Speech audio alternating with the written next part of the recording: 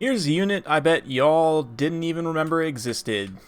This one right here, the Ithilmar Chariot. Yep, another High Elf Chariot that is not the Lion Chariot. It's just kind of here. What do you get out of it? Well, this is first, we'll get to that in a minute. First, this is Golden Eagle up against Beastmen with his High Elves here. He's got Spearmen, Rangers, a Life Mage on the Ithilmar Chariot. Also got Tyrion up front, very interesting, noble, and then, two Ithilmar chariots. Very interesting, dragon princes and some silver helms as well, up against the Beastmen. A couple of Bestigor up front, some Gore herds, hounds. We've got Razor chariots, one group of them, 3 Razor Gores, Butchers of Kalkengard, Morgar, Bracesham, Lord of Shadows, some more hounds. So yeah, now that the Lion chariots are out, you very rarely, if ever, see the Ithilmar chariot, just because the Lion chariot, for only 200 points more, it's just better in a lot of ways. It's faster, has missile resistance, more armor, does more damage, has armor piercing, obviously, but the Ithilmar chariot is still here, and against a lighter faction like Beastmen, where you don't need the armor piercing, really, even against their armored infantry like Bestigor, Ithilmar chariots will still work just fine. There's potential to use them here, and I really like them in this kind of combined cavalry plus chariot build because of this reason right here. You can see these Razor start to get pulled over in attacking the dragon princes. The chariots can then detach and sort of maneuver in another area. Same thing here, chariots getting caught up by the butchers, which is definitely not good for them.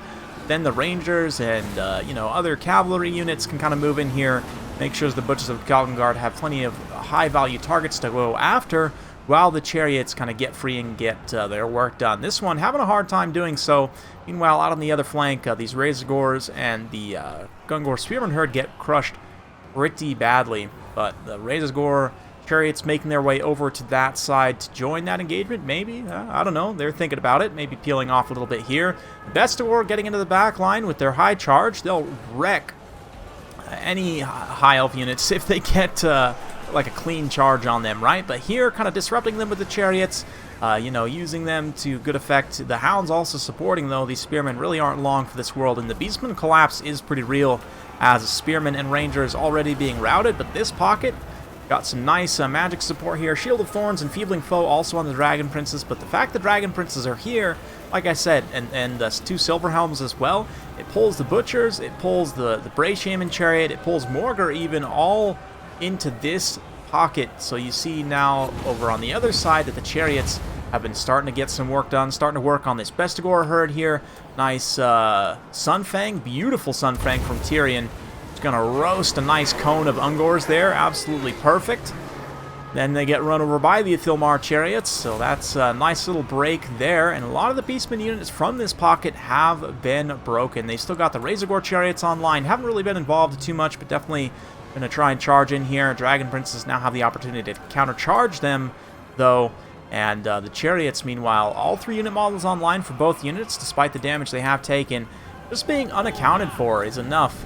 They do a lot more damage than the Ithilmar chariots too. Like, they've got decent weapon strength, 54 weapon strength and 70 charge with an anti-infantry bonus. Likewise, 42 defense is pretty good for a chariot unit, all things considered, with that martial prowess active. We can kind of compare that to some other units in the late game there, but Tyrion also, interesting pick here, no terror from the High Elves, which you might think is an odd pick, but the shock damage of the Dragon Princes and the Chariots probably going to be able to deal with the Beastmen. We'll see. The Spawn being summoned, and now just wrecking what's left of those Rangers. Thankfully, the character squad for High Elves is still pretty healthy.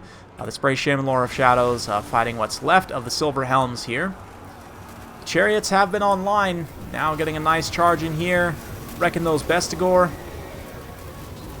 Like I said, the armor piercing of the Lion Chariots would obviously be better against the Bestigor, but still, even the anti-infantry of these Ithilmars would be okay. Another spawn, someone gets pulled up here to try and bog down Tyrion and the Chariots, keep them from cycle charging effectively. Gonna have a few more Spearmen move into this engagement to potentially support, but the Beastmen still have a lot of stuff left.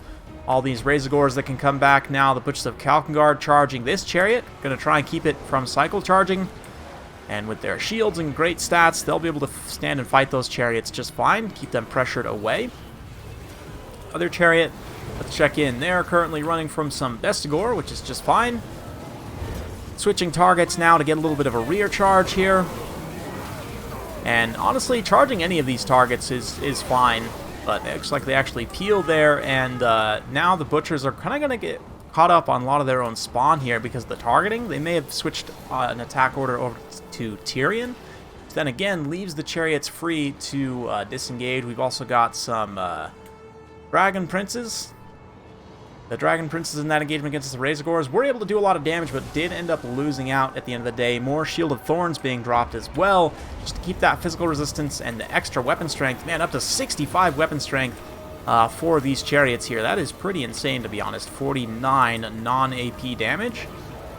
And most factions have a mix of kind of high armor and low armor, or they're generally high armor, but there's a couple, like Beastmen, that are almost completely low armor. Like, Beastmen have really only the Chariot units plus Bestigor that have any kind of armor. So it makes sense if you were to take Ithilmars in any matchup, this is the one. And, of course, if you don't have the DLC, if you don't have the Eltharion DLC, the Grom and the Grim, or whatever they called it. The Warden and Paunch, I think it is actually called. It should have been the Grom and the Grim. But anyway, you can use them in a similar role to how you would use the line Chariots, just as kind of your higher tier, higher damage Chariot. And as I've mentioned in those armor-piercing Chariot videos, the just having a single, or even two, like in this case, a couple of units of this class in a combined build can be very strong if you have other powerful, expensive units that your opponent is going to have to account for in particular, where the Chariots can then more or less get kind of free reign here. Then they can be quite powerful. And Tyrion having to tank out a lot of damage, getting danger close. He does have Heart of Avalorn, so he can get his healing proc here as long as he doesn't lose out on his leadership. Morgar also gets routed, now getting chased off by the Life Mage. Chariots continuing to cycle charge. I think technically per tournament rules the Chariots might have to stay engaged here, but it's fine. Tyrion gets terrified away. He does get his healing proc though, so he'll be back as long as he can disengage and not get chased off. And here come the Dragon Princes, again coming to try and bail him out. That high charge against the low armor will be pretty decent. The Razorgores following up though. And the Chariots, another Shield of Thorns on them as they charge back in. Tyrion recovers his leadership, begins to stand his ground even though he's been enfeebled. The mass of the Beastmen, the Minotaurs, the Razorgores, their own Chariots, holding for the time being. Those Ithilmars, though, hundreds of kills apiece. Beastmen are going to throw in the towel at this point, as Tyrion probably could have won that engagement there at the end. But yeah, great kills on both the Ithilmar Chariots, 91 and 104 kills as they were able to get free. The Silverhelms kind of taking the heat for them in many cases, as did the Dragon Princes, though they themselves racked up 94 kills and 2 XP chevrons. 71 for Tyrion, definitely a pretty underrated lord, planning on covering him soon in some replays I've got. But yeah, nice build from Park Map as well.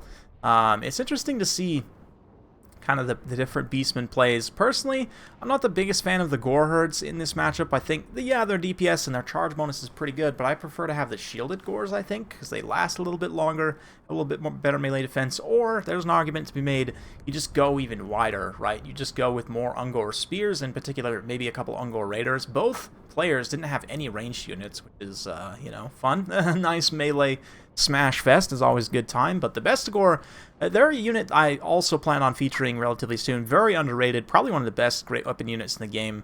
If used appropriately, one of them, 74 kills, 3 XP chevrons. I don't know, I can't remember if they started with one or not, but 82 kills and possibly an XP chevron there. Really nice stuff. But yeah, the Ithilmar Chariots, they do exist. Yes, they do still exist. Besides, it's just a mount for the noble, right? So let's have a think. 1100, I want to say.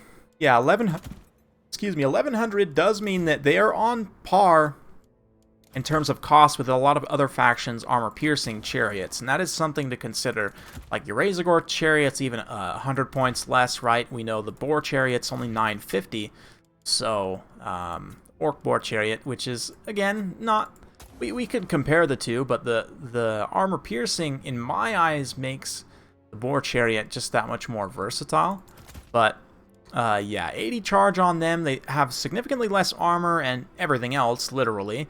And the sustain stats in particular for the Ithilmar chariot are pretty good. It even has better melee defense. Baseline, than the Lion Chariots. And that's right, Lion Chariots are lower armor as well, so in some ways the Ithilmars are tankier. They do have less HP, which is a factor, but 110 armor can be pretty significant in certain situations. But yeah, keep in mind, again, they're on par with these other chariot costs. Like, if we compare to a Razorgors, the Razorgors do have more HP, slightly worse at everything except for their charge. So you're paying for a lot of kind of non-chariot-centric stats, right? Because chariots really rely mostly on their charge. That's how they deal the majority of their damage, through their charge bonus. Armor and melee defense are nice, but speed is also a pretty big factor as well, which is a point in the Ithilmar Chariot's favor. It's decently fast, 78 speeds, not as fast as the blazing 82 of the Lions, or like the Wolf Chariots, the Ice Wolf Chariots, which we'll look at in just a minute, are even faster. But yeah, the lack of AP for this price range is a little bit of an issue when compared to other similar units. Probably the most directly comparable in terms of cost and also not being AP, at least in melee, are the Ice Wolf Chariots. They're 900 points, so 200 points cheaper, but they are, again, non-AP chariots. Pretty similar stat line, honestly, except that, yeah, the Ithilmar Chariots, better sustained stats, even slightly better melee defense baseline, but especially with that martial prowess, though the Ice Wolf Chariots do get Rage, which is quite nice, gives them a little bit of extra melee attack and physical resistance if they manage to stay in melee long enough. Obviously, lower armor, they have Frostbite as well, faster speed, and a little bit less leadership, but quite comparable in terms of their melee stats. Keeping in mind that the Ice Wolf Chariots are 200 points cheaper and also have an armor-piercing missile attack. I do think that the Ithilmar Chariots are a little bit overpriced at 1100. You could maybe even drop them down to like 1050 or 1000 and they'd be just fine. But considering what they give you, they're probably pound for pound the best non-AP chariots in the game. I might venture a hazard to say that.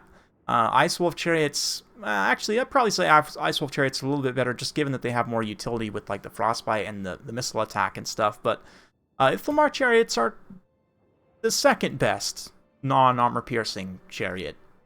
But at the same time, they're not that cost-effective. So there you go. Hopefully you guys learned something and enjoyed. If you like this sort of content, be sure to like, subscribe, hit that bell notification. Every time I upload a new video, you'll be notified. Thanks again. We'll see you next time.